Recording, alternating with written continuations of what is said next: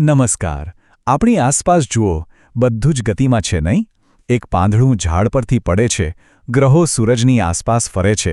પણ ક્યારેય વિચાર્યું છે કે આ બધી ગતિ પાછળ શું કોઈ નિયમ કામ કરે છે?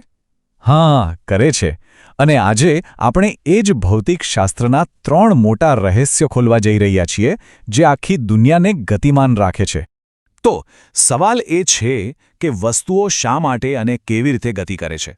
આ એ જ સવાલ છે જેણે સદીઓથી મોટા વૈજ્ઞાનિકોને પણ વિચારતા કરી દીધા છે. કોઈ વસ્તુ શા માટે ચાલવા લાગે છે, કેમ અટકી જાય છે અને કેમ પોતાની દિશા બદલે છે. ચાલો આજે આપણે સાથે મળીને આ સવાલોના જવાબ શોધવાનો પ્રયત્ન કરીએ. હવે આ મોટા અને ઊંડા નિયમોને સમજવા માટે આપણે એક બહુ જ સરળ વસ્તુની મદદ લઈશું. કોની? એક ફૂટબોલની. આપણે એક ફૂટબોલની આખી સફરને જોઈશું અને એની સાથે સાથે એ 3 મૂળભૂત નિયમોને પણ શોધીશું, જે આખા બ્રહ્માંડની દરેક ગતિને કંટ્રોલ કરે છે. તો ચાલો તૈયાર થઈ જાઓ, આપણે શરૂઆત કરીએ. ચલો તો આપણી વાર્તા શરૂ થાય છે. કલ્પના કરો, એક ફૂટબોલ મેદાનમાં બસ એમ જ શાંતિથી પડ્યો છે. શું એ પોતાની જાતે ક્યાંય જશે? ના, એ તો બસ ત્યાં જ પડ્યો રહેશે, જાણે કોઈની રાહ જોતો હોય. અને બસ આટલી સરળ વાતમાં જ ન્યૂટનનો પહેલો નિયમ છુપાયેલો છે. વસ્તુઓના આ ગુણધર્મને કહેવાય છે જડતા અથવા ઇનર્શિયા. હવે જડતા એટલે શું? એકદમ સરળ ભાષામાં કહીએ તો જેમ છે તેમ જ રહેવાની આદત. મતલબ કે જો કોઈ વસ્તુ સ્થિર છે તો એ સ્થિર જ રહેવા માંગશે, અને જો કોઈ વસ્તુ ગતિમાં છે તો એ ગતિમાં જ રહેવા માંગશે. એને કોઈ પણ જાતનો ફેરફાર પસંદ નથી, એનો વિરોધ કરે છે. તો સવાલ એ છે કે આપણો ફૂટબોલ સ્થિર કેમ છે? એનું કારણ છે કે એના પર લાગતા બળો સંતુલિત છે, એટલે કે બેલેન્સ છે. જુઓ, ગુરુત્વાકર્ષણ એને નીચેની તરફ ખેંચી રહ્યું છે અને સામે જમીન એને એટલા જ જોરથી ઉપરની તરફ ધક્કો મારી રહી છે.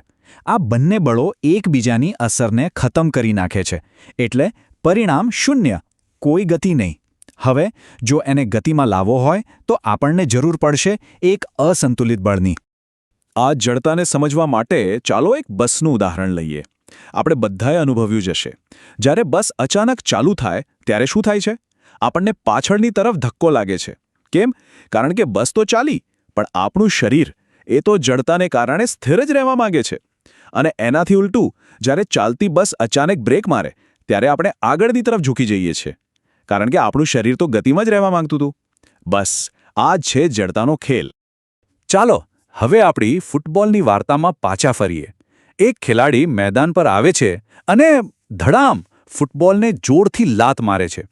આ જે લાત વાગી એ જ છે પેલું અસંતુલિત બળ જેની આપણે રાહ જોતા હતા. અને જેવી આ લાત વાગે છે ને, બસ એ જ ક્ષણે ન્યૂટનનો બીજો નિયમ એક્શનમાં આવી જાય છે. તો આ બીજો નિયમ શું છે? વેલ, આ નિયમ ખરેખર તો ગતિમાં જે ફેરફાર થાય છે એનું ગણિત સમજાવે છે. એ આપણને બળ, વસ્તુનું વજન એટલે કે દળ, અને એની ગતિમાં જે વધારો થાય છે એટલે કે પ્રવેગ, એમની વચ્ચેનો સંબંધ બતાવે છે. ટૂંકમાં કહીએ તો આ નિયમ આપણને એ કહે છે કે કોઈ વસ્તુ પર જોર લગાવવાથી એ કેટલી સ્પીડ પકડશે. અને આના માટે જ એક ફેમસ ફોર્મ્યુલા છે, F = m × a. અહીંયા F એટલે ફોર્સ એટલે કે બળ, m એટલે માસ એટલે કે વસ્તુનું દળ, અને a એટલે એક્સેલરેશન એટલે કે પ્રવેગ, મતલબ કે ગતિમાં થતો વધારો. તો આ ફોર્મ્યુલા આપણને 2 બહુ જ સિમ્પલ વાતો શીખવે છે. પહેલી વાત, જેટલું વધારે બળ લગાવીશું એટલું જ વધારે પ્રવેગ મળશે. મતલબ ખેલાડી જેટલી જોરથી લાત મારશે, બોલ એટલું જ વધુ તેજીથી આગળ જશે. સિમ્પલ. અને બીજી વાત, વસ્તુનું દળ જેટલું વધારે એટલું જ વધારે બળ લગાવવું પડશે. એટલે કે જો ફૂટબોલનું વજન વધારે હોય તો એને એટલી જ સ્પીડથી મોકલવા માટે ખેલાડીને વધુ તાકાત લગાવવી પડશે. અને અહીંથી જ એક બીજો કોન્સેપ્ટ આવે છે, જેને કહેવાય છે ગતિમાન અથવા મોમેન્ટમ. આ કંઈ નથી, બસ વસ્તુના દળ અને એના વેગનો ગુણાકાર છે. દાખલા તરીકે વિચારો, એક ધીમે ચાલતી ટ્રેનને રોકવી કેટલી મુશ્કેલ હોય છે, કારણ કે એનું દળ બહુ જ વધારે છે. અને બીજી બાજુ એક ખૂબ જ ઝડપથી આવતી કારને રોકવી પણ મુશ્કેલ છે, કારણ કે એનો વેગ વધારે છે. આ બંને કેસમાં આપણે કહી શકીએ કે એમનું મોમેન્ટમ ઘણું વધારે છે. ઓકે, ચાલો હવે આપણી વાર્તાના ક્લાઇમેક્સ પર આવીએ. એ ક્ષણ જ્યારે ખેલાડીનો પગ ફૂટબોલને ટચ કરે છે. બસ આ ટકરાવની ક્ષણમાં જ ન્યૂટનનો ત્રીજો અને છેલ્લો નિયમ છુપાયેલો છે. અને એ નિયમ શું છે? દરેક ક્રિયાની સમાન અને વિરુદ્ધ દિશામાં પ્રતિક્રિયા હોય છે. બહુ જ સરળ પણ ખૂબ જ પાવરફુલ વાત છે આ.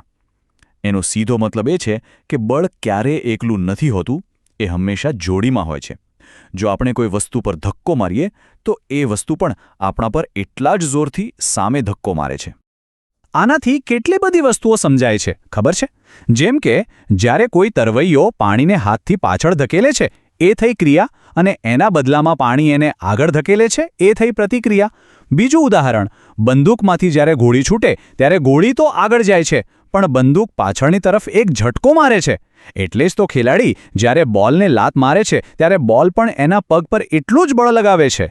તો અહીં આપણા ફૂટબોલની વાર્તા તો પૂરી થઈ, પણ આ નિયમોની વાર્તા? એ તો આપણા રોજિંદા જીવનમાં દરેક ક્ષણે ચાલતી જ રહે છે. ચાલો હવે થોડું એ જોઈએ કે આ નિયમો આપણી આસપાસ ક્યાં ક્યાં જોવા મળે છે. એક સિમ્પલ સવાલ, કારમાં સીટ બેલ્ટ પહેરો આટલો બધો જરૂરી કેમ હોય છે? આપણે બધા જાણીએ છીએ કે એ પહેરવો જોઈએ, પણ શું ક્યારે વિચાર્યું છે કે એની પાછળનું સાયન્સ શું છે? જવાબ પાછો આવે છે ન્યૂટનનો પહેલો નિયમ, જડતા. જ્યારે કાર સ્પીડમાં જતી હોય અને અચાનક બ્રેક લાગે ત્યારે કાર તો ઊભી રહી જાય છે, પણ આપણું શરીર એ તો ગતિની જડતાને કારણે આગળ જતું જ રહે છે. અને બસ એ જ સમયે સીટ બેલ્ટ આપણને પકડી રાખે છે. એ આપણને રોકવા માટે જરૂરી અસંતુલિત બળ પૂરું પાડે છે અને આપણને મોટી ઈજાથી બચાવે છે. ચાલો એક બીજું ઘરગથ્થું ઉદાહરણ લઈએ. જ્યારે કોઈ ગાલીજાને લાકડીથી ઝાટકાવવામાં આવે ત્યારે એમાંથી ધૂળ કેમ બહાર નીકળે છે?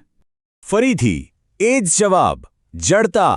જ્યારે આપણે લાકડી મારીએ છીએ ત્યારે ગાલીચો તો અચાનક ગતિમાં આવી જાય છે, પણ એની અંદર જે ધૂળના કણો છે એ પોતાની આરામની જડતાને કારણે પોતાની જગ્યાએ જ રહેવાનો પ્રયત્ન કરે છે. પરિણામ શું આવે? ગાલીચો ત્યાંથી હટી જાય છે અને ધૂળ હવામાં છૂટી પડી જાય છે. છે ને એકદમ સરળ પણ મજેદાર? એટલે એક બોલને લાત મારવાથી માંડીને એક મોટા રોકેટને લોન્ચ કરવા સુધી આ 3 નિયમો બધી જ ગતિની કહાણી કહે છે. વૈજ્ઞાનિક રીતે જોઈએ તો આ નિયમો ખૂબ જ મહત્વપૂર્ણ છે. આ માત્ર ફૂટબોલ કે કારની વાત નથી, આ આખા બ્રહ્માંડની વાત છે. નાનામાં નાના પથ્થરને ફેંકવાથી લઈને મોટા રોકેટને અવકાશમાં મોકલવા સુધી બધું જ આ 3 નિયમોના આધારે જ ચાલે છે. અને હવે અંતમાં હું એક સવાલ સાથે આ વાત પૂરી કરવા માંગીશ. જરા વિચારજો, જો આપણે અવકાશના શૂન્યાવકાશમાં જઈએ, જ્યાં ન તો હવાનો અવરોધ છે ન તો ગુરુત્વાકર્ષણ, અને ત્યાં એક દડાને ફેંકીએ, તો શું એ દડો ક્યારે અટકશે? આ સવાલનો જવાબ ન્યૂટનના પહેલા નિયમમાં જ છુપાયેલો છે. જરૂરથી વિચારજો.